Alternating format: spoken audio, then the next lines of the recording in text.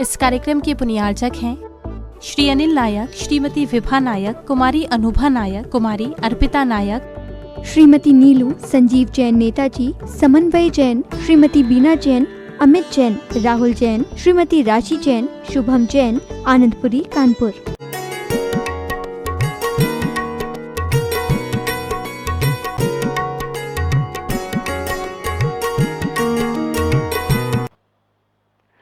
क्योंकि महिलाओं की बातों से कभी कभी दिमाग पक जाता है। श्रीमानों से पूछो बेचारे, वो पूछते हैं धीरे से, झंडू बाम है क्या? क्यों, क्या हुआ? सिर दर्द हो रहा है? नहीं है तो दे दो मेरे को। अभी तो नहीं हो रहा, हो सकता है, इसलिए एडवांस में रख लो। पक जाता है दिमाग। अच्छा, महिला अपने आप को बहुत होशियार समझती है, बहुत होशियार समझती है, और मैं तो कहता हूं 80% बुद्धू होती है। मैं तो सिद्ध कर दूंगा 80% बुद्धू होती है। आता मगर अहंकार आता है। खैर, और वह परिवार बेचारा बहुत आनंद में जी रहा था, मगर एक नारी ने उस घर में जहर घोल दिया। एक दिन उसने अपने पिता से कह दिया, पिताजी अब बहुत हो गया, मैं अलग होना चाहता हूं। पिताजी ने कहा, क्यों बेटे, क्या बात हो? बस पिताजी अब मत पूछो। पिताजी ने कहा, ठीक है, तुम्हारा विचार अगर अलग होने का है तो हो जाओ। इतने में पत्नी आ जाती है। बाबूजी ठीक कह रहे हैं, वो कोलू के बैल के तरह तो जिंदगी हो गई उनकी। 8 बजे जाते हैं, 8 बजे आते हैं, 12 घंटे न ढंग से खा पाते हैं न पीते पाते हैं। इनके दम पे ही घर चल रहा है। अगर ये नहीं होते तो पता लग जाता। पिताजी कुछ नहीं बोले, बहुत सज्जन थे। पिताजी ने एक मनोभावना रखी, कहा, बेटा बहू सुनो, मेरी इच्छा है कि अपन सारा का सारा परिवार मिलकर के एक बार श्री सम्मेद शिखर जी की वंदना कराते हैं। सब बहू बेटियों को लेकर के मेरी भावना है। तुम्हारी नंदनों को भी बुलाऊंगा और चारों भाई, तुम सब लोग चलो, जितना मेरा कुटुंब है, रिश्तेदार हैं, सबको लेकर के चलना चाहता हूं। इतना पिता ने कहा और दोनों वहां से उठ गए। जैसे वो अम्मा जी उठ गई, ऐसे वो दोनों उठ गए।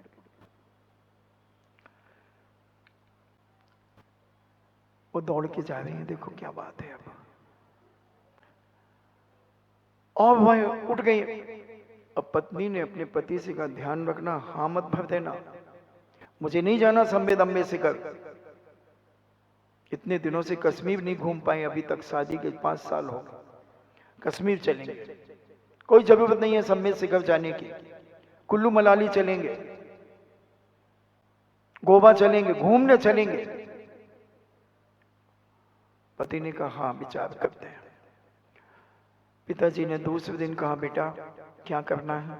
तैयारी भी तो करना पड़ेगी, 150 लोग इकट्ठे हो जाएंगे, तैयारी करना पड़ेगी, बताओ क्या करना है, चलना है? पिताजी आप लोग सब चले जाएं और हम दोनों अगर ना जाएं तो? बेटा ऐसे कैसे हो सकता है? तुम पिता तुल्य हो गए हो सबके, और तुम नहीं जाओगे तो लोग, 4 रिश्तेदार क्या कहेंगे, बड़ा बेटा कहां चला गया? आप समझे बात को। पिताजी बहुत सज्जन थे, बड़ी शालीनता पूर्वक कह रहे थे। बेटे ने कहा, ठीक है पापा, पिताजी कल बता दूंगा। और उसने अपनी पत्नी से रात को पूछा, क्या करना है, चलना है? मुझे नहीं जाना, मैंने कह दिया ना, तुम्हें जाना तुम जाओ। अकल अकल तो है नहीं, कब तक चमचो ही करते रहोगे पिताजी की? अरे कुछ अपना भविष्य भी सोचो, अपने बारे में भी सोचो। तुम्हारी भी संतानें होंगी, बच्चे होंगे, कैसे संभालोगे, क्या करोगे? सब उनके लिए करते जाओगे? अभी तो एक बार वंदना करके आ जाते हैं, 15 दिन लगेंगे, 1 महीना 2 महीने लगेंगे, और क्या होगा? मैं नहीं जानती, तुम्हें जैसे करना हो। और उसने बिस्तर पे जाकर धड़ाम से गिर गई और चद्दर ओढ़ करके सो गई। पंखा चालू कर लिया। पति थोड़ी देर के बाद कहता है, मैं कह दूं क्या पिताजी को कि हम लोग चलेंगे? क्यों दिमाग खा रहे हो मेरा? तुम्हें जो कुछ करना कर दो, जाओ। पति ने देखा 10 बज गए थे। पिताजी बहुत पंचुअल थे। 10 के पहले वो सदा सो जाते थे, क्योंकि सज्जन व्यक्ति 10 बजे के बाद जागता नहीं है। 10 बजे के बाद सारी दुनिया में पाप शुरू होते हैं, अत्याचार शुरू होते हैं। शराबी, जुआड़ी, कबाबी, नित्यांगनाएं, वासनाओं से भरे हुए लोग, दुनिया के पाप जिसे हम सातों व्यसन कहते हैं, ऐसा कोई पाप नहीं जो 10 बजे के बाद शुरू ना हो जाता हो। बड़े बड़े होटलों में कैमरा डांस चालू हो जाते हैं, शराबखोरी चालू हो जाती है, क्लबों में शराबखोरी चालू होती है, डांस चालू होते हैं, सारे पाप होते हैं। पिता बहुत सज्जन थे। वो जानते थे कि 10 बजे के बाद जगना मूर्खता है, अज्ञानता है, आतंकवादीता है, बेवकूफी है। अपनी एनर्जी को, अपने विचारों को नष्ट करना है। पहले से उनके पिताजी भी यही संस्कार थे, क्योंकि पहले तो और जल्दी लोग सो जाते थे, 8 बजे 9 बजे सो जाते थे। सारे के सारे पीढ़ी दर पीढ़ी यह सारा कार्य चलता था। मगर जब से ये बेईमान मोबाइल आया तुम्हारे घरों में 1995 में, तब से इसने नींद खा गया और नींद की गोली और खिलाने लगा। इस बेईमान ने तुम्हारे घर की शांति को भंग कर दिया। और पिताजी सो गए। बेटे ने सोचा अब पिता से कुछ कहना ठीक नहीं। सुबह जब पिताजी ब्रह्म मुहूर्त में उठेंगे और जब वो अपनी सामयिक आदि सब कुछ करने के बाद बड़ा विनय पूर्वक निवेदन करूंगा। और पिताजी सारी क्रियाकलाप से निपटकर जिनालय के लिए तैयार हो रहे थे, अभिषेक पूजन के लिए। बेटे ने पिता की चरण को छुआ और कहा, पिताजी हम चलेंगे। पिताजी के चेहरे पर एक मंद मुस्कान आ गई। पिताजी बहुत अंदर से प्रफुल्लित हुए और चले गए। कुछ नहीं बोला, क्योंकि वो जब तक जिनेंद्र भगवान के दर्शन नहीं कर लेते थे, जब तक वो किसी से बातचीत नहीं करते थे। कोशिश करते थे किसी को देखना भी ना पड़े, सबसे पहले मेरी दृष्टि जिनेंद्र भगवान को देखेगी, ऐसा परिणाम उनका था और रखते थे। पिताजी ने एक मंद मुस्कान के साथ पुनः दृष्टि को नीचे कर लिया और नहा धोकर के पूजन की थाली सजाकर के जिनालय की ओर चले गए। जिनालय में जिनेंद्र भगवान का अभिषेक पूजन आदि सब करके घर आए और व्यवस्था बनाने में लग गए। अंदाज लगा लिया कि 60-70 लोग तो हो ही जाएंगे। सब व्यवस्थाएं जुटा करके एक शुभ मुहूर्त में द्वय निश्चित कर लिया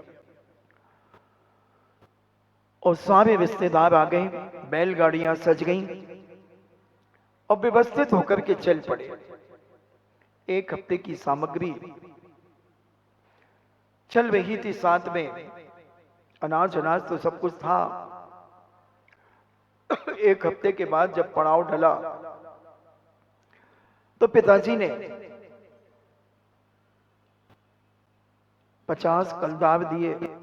कलदार जानते हैं, पंचम चार्ज के जो सिक्के चलते थे पहले, उन्हें कलदार कहा जाता था। और पिताजी ने वो 50 सिक्के दिए और कहा, बेटा सब्जियां ले आओ, फल ले आओ और भी पूछ लो क्या जरूरत है। बेटा गया, लिस्ट बना ली और पहले उसने 50 कलदारों का कपड़ा खरीद लिया और कपड़ा खरीद करके उसे बेच दिया। 50 के 75 कलदार कर लिए और फिर 75 कलदारों की सब्जियां, फल, घी, तेल आदि और भी जो आवश्यक थे, मेवे, सब लेकर के आया। पिताजी ने नजर डाली, बोले बेटा सामान तो बहुत सारे ले आए हो, हमने तो तुम्हें 50 कलदार दिए थे। हाँ पिताजी, मैंने 50 रुपए के कपड़े आदि खरीद करके उन्हें बेचा है और बेच करके मैंने 25 रुपए 25 कलदार मैंने कमाए हैं। तो मैंने 75 रुपए का सामान लाया हूं, मैं ये दिखाना चाहता हूं कि मेरे दम पे घर चल रहा है। ये अपने दिमाग से निकाल देना पिताजी के घर और कोई चला रहा है।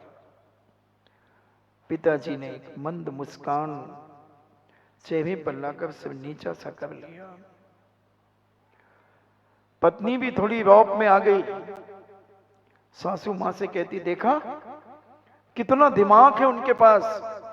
50 रुपए दिए थे पिताजी ने और 75 रुपए का सामान लेकर के आए, उनकी दम पे चलता है पूरा घर।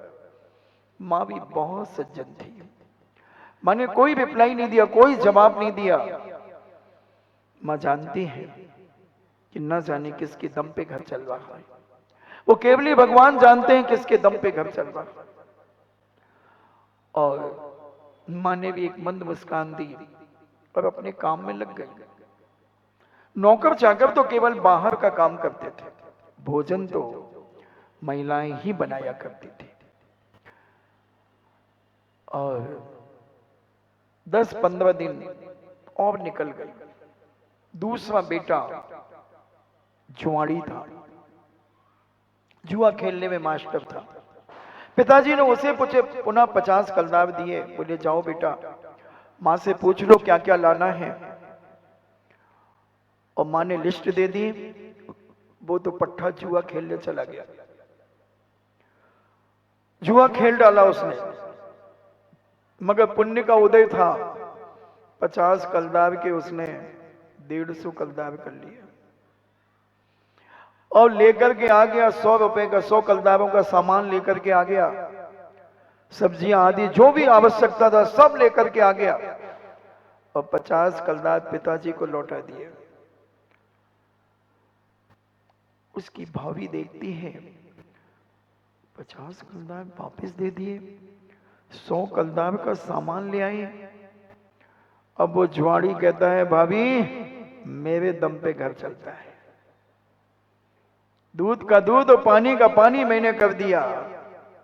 एक हल्की सी फीलिंग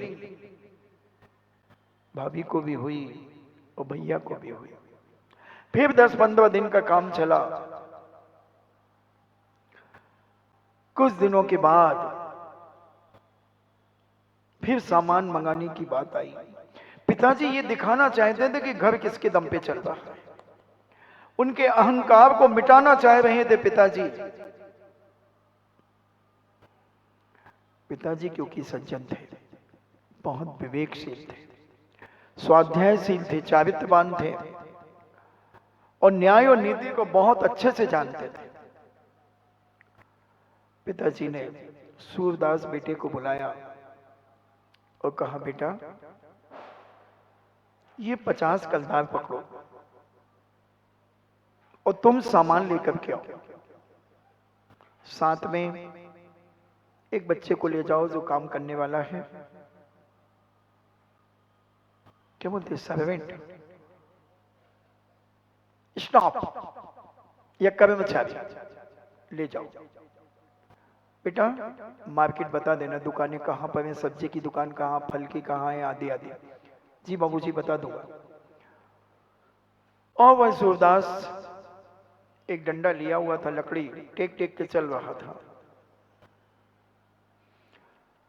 कुछ दूरी जाने पर उसके पैर में एक पत्थर लगा जो जमीन में गड़ा हुआ था आधा, उसके अंगूठे में लगा। अंगूठा ठंडन आ गया, बहुत जोर से चोट लगी। वो बैठ गया और उसने अंगूठे को बड़ी जोर से दबाया, थोड़ा सा रिलीफ हुआ। उसने सोचा कि काश किसी और को भी लग सकता है, क्यों ना इस पत्थर को निकाल करके फेंक दूं साइड में। और उसने अपनी उस लकड़ी से उस पत्थर को धीरे धीरे आसपास की मिट्टी हटाना शुरू किया। हाथ से मिट्टी हटाई, फिर थोड़ा हटाई। पत्थर करीब 2 इंच गहरा नीचे गड़ा था, उखड़ गया। और उसने वो देखा कि और पत्थर आजू बाजू तो नहीं निकल रहे हैं, तो उसके हाथ में 5 सोने के सिक्के आ गए। उसने देखा सूरदास व्यक्ति अपन से ज्यादा और जल्दी पहचान कर लेता है। आप सूरदास को नोट दीजिए एक हाथ में और एक कागज दीजिए, वो यूं पकड़ के फट से कागज नीचे गिरा देगा और नोट ले लेगा। यूं यूं करके सिक्के को देख लेता है ये कितने का सिक्का है। उसने 5 सिक्कों को उठा लिया और मिट्टी फिर हाथ से उस गड्ढे में भर दी कि किसी का पैर ना पड़ जाए। और उसने वो 5 सिक्के ले जाकर के 2 सिक्के बेच दिए और 200 कलदार उसे 2 सिक्के के मिल गए।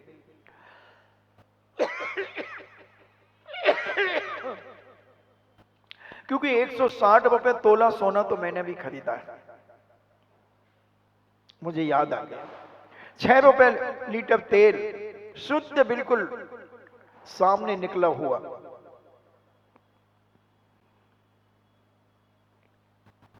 तो उसने 2 सिक्के बेचकर 200 कलदार लिए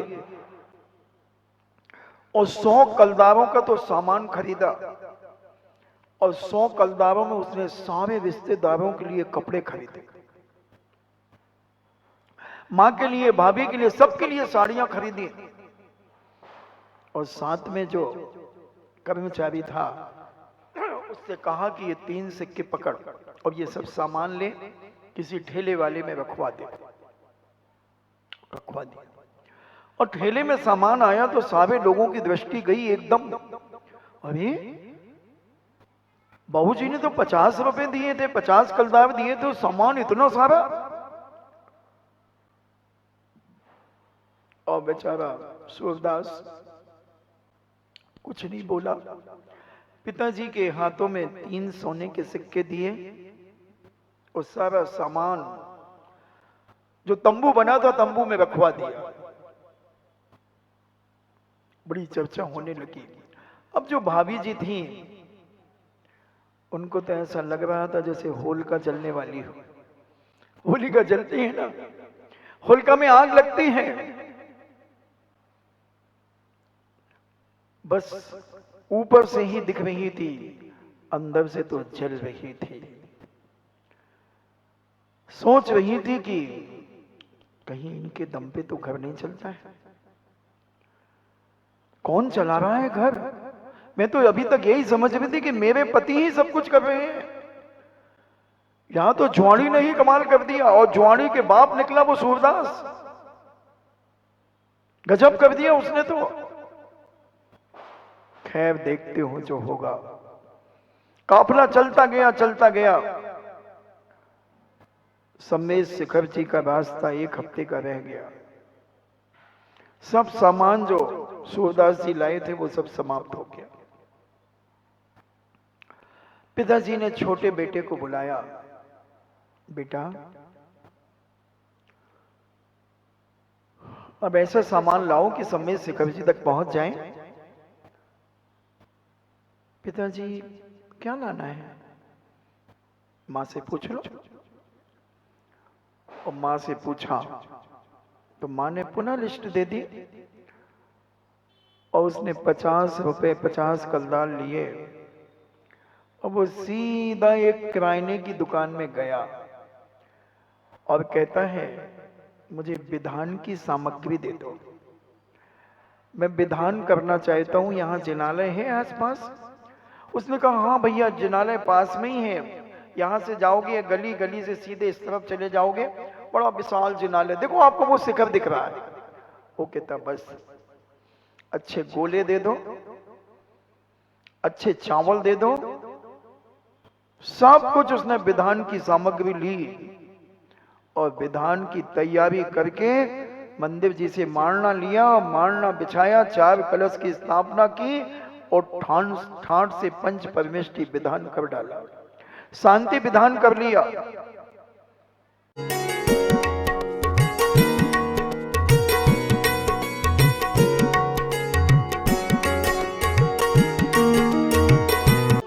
इस कार्यक्रम के बुनियादक थे श्री अनिल नायक, श्रीमती विभा नायक, कुमारी अनुभा नायक, कुमारी अर्पिता नायक, श्रीमती नीलू, संजीव जैन नेताजी, समन्वय जैन, श्रीमती बीना जैन, अमित जैन, राहुल जैन, श्रीमती राशि जैन, शुभम जैन, आनंदपुरी, कानपुर।